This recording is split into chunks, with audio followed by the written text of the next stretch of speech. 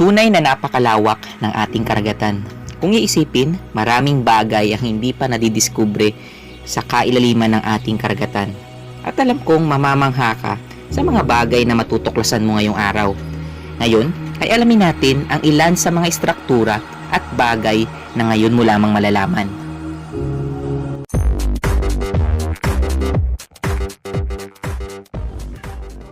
Galleon San Jose. Ito ay pandigbang barko na dinisenyo ni Francisco Antonio Garrote noong taong 1695. Nagsimula ang pagbuo ng barko noong taong 1697 hanggang taong 1698 sa tulong ng kanyang kaibigan na si Pedro de Arostegue. Sinasabing sinuportahan ng gobyerno ng Espanya ang pagbuo ng pandigmang barkong ito. At sa kasagsagan ng digmaan ng Espanya, ipinag-utos ng ilang matataas na opisyal na dito ilagay lahat ng uri ng kayamanan na nakamkam nila tulad ng ginto, pilak at mga emerald stones na nagkakahalaga ng 17 billion US dollars. Kabilang na dito ang 11 million pieces na mga rare coins na nakulimbat nila noong panahon ng digmaan.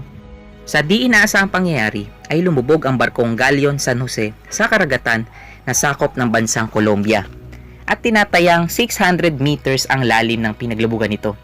At nitong taong 2015 lamang ang ilan sa mga expert divers na naglaan ng panahon para suriin at pag-aralan ang paglubog ng barkong ito ay matagumpay na natuklasan ang exact location kung saan nga ba matatagpuan ang Galleon San Jose. Underwater Roman City. Isa sa pinakamagandang nadiskubre sa bansang Italia ay ang sunken city of Baiae.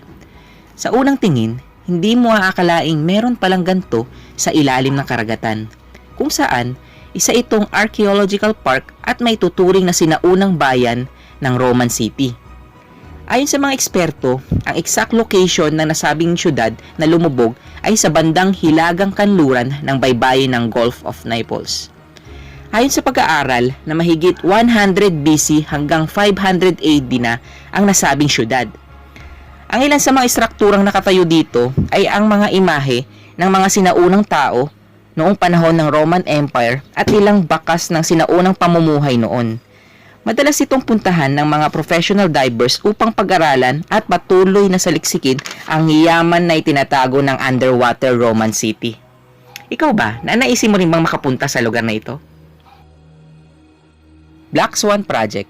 Itinuturing na isa sa pinakamalaking proyekto ng Odyssey Marine Exploration, isang kumpanya sa Amerika na nangangasiwa sa malawakang pagtuklas ng mga bagay-bagay at yaman sa ating mga karagatan.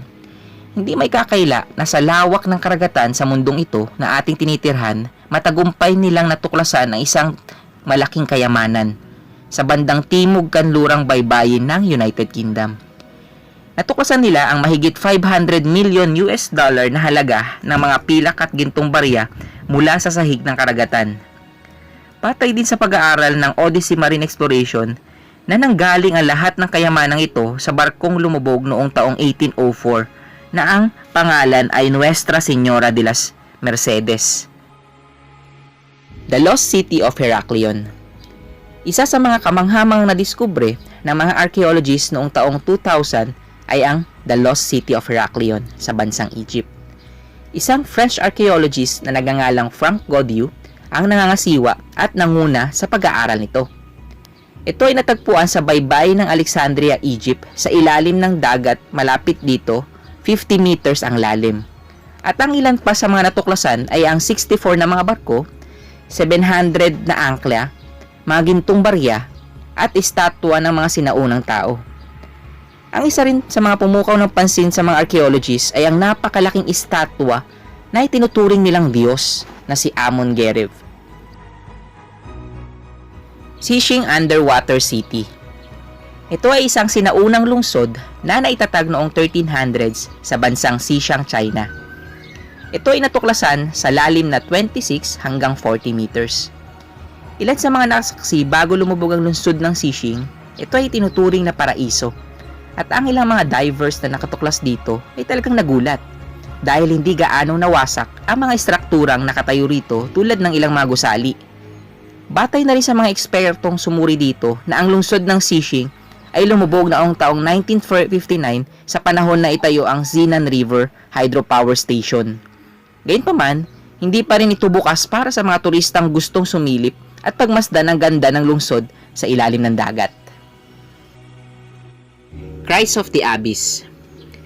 Ito ay nakalubog na tansong rebulto ni Jesucristo na gawa ng isang Italian sculpture na nagngangalang Guido Gaglietti sa bansang San Frutuoso Liguria, Italy, na matatagpuan malapit sa dagat Mediterranean.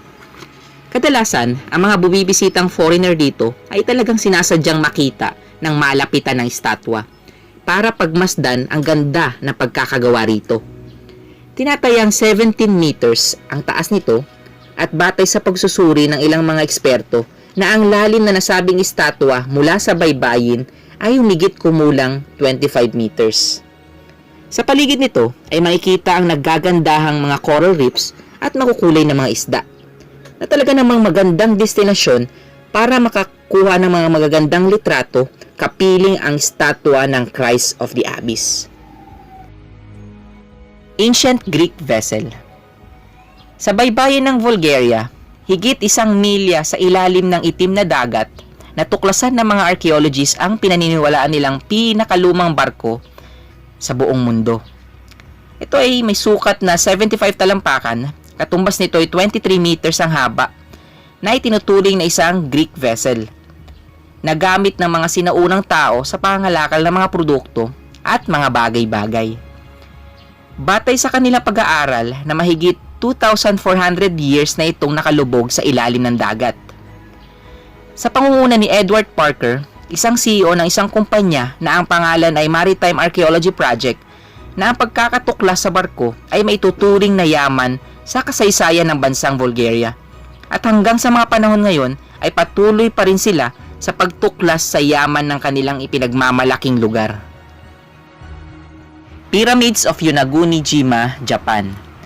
Isang kamanghamangang istruktura ang gumimbal sa bansang Japan sa pagkakatuklas ng isang pyramid na pinangunahan ni Masaki Kimura na isang marine geologist sa University of Ryoku sa Japan noong taong 1986. Siya ang nangalap ng impormasyon at sumukat ng laki ng lugar sa loob ng 15 taon.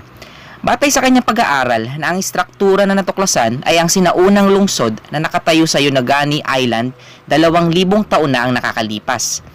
Ayon sa ilang mga eksperto na sumuri sa lugar, na talagang napakaganda yung pagkakagawa at maraming turista ang talagang namangha sa lugar dahil sa disenyo at tibay ng mga bato na nakatayo rito. Hanggang sa ngayon ay dinarayo pa rin ito at patuloy na inaalagaan at pinagyayaman ng bansang Japan. Tunay na napakayaman ng mundong ginagalawan natin. Mapailalim man ng dagat or sa ibabaw man ng lupa, ay marami tayong pwedeng matuklasan. Naway marami kang natutunan sa mga pinag-usapan natin ngayon ngayong araw kaibigan. Huwag mong kakalimutang mag-aral at i-share ang mga video sa mga oras na ito. And please, paki-like and subscribe na rin ang ating channel. Aasahan kita ulit sa mga susunod nating videos. Maraming salamat sa iyo kaibigan. Paalam.